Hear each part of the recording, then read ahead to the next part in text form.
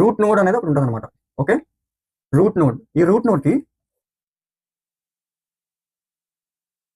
Greater elements అన్ని ఇటు, lesser elements అన్ని ఇటు. ఓకేనా? అంటే మనకి కొన్ని నెంబర్స్ ఇస్తాడు, నెంబర్స్ కానీ ఆల్ఫాబెట్స్ కానీ కొన్ని ఇస్తాడు. సో దాని ప్రకారం మనం ఈ బిఎస్టీని కన్స్ట్రక్ట్ చేయాలి. అంటే స్టార్టింగ్ ఇచ్చే నెంబర్ ఏదైతే ఉంటుందో అది రూట్ నోడ్. ఓకేనా? ఆ రూట్ నోడ్ ని మనం స్టార్టింగ్ పెట్టుకొని నెక్స్ట్ వచ్చే సెకండ్ నెంబర్ కానీ థర్డ్ నెంబర్ కానీ ఈ నెంబర్స్ ని ఈ రూట్ నోడ్ తో కంపేర్ చేయాలి.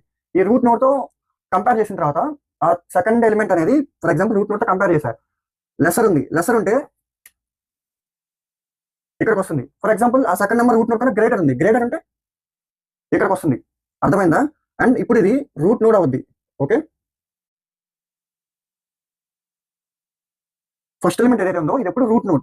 అండ్ ఈ సెకండ్ ఎలిమెంట్స్ ఏవైతే ఉన్నాయో పేరెంట్ నోడ్స్. ఎప్పుడు వీటి కింద ఏమన్నా నోడ్స్ ఉండాలి, మినిమం ఒకటి. ఓకేనా? మినిమం 1 నోడ్, సబ్ నోడ్ అనమాట. ఓకేనా?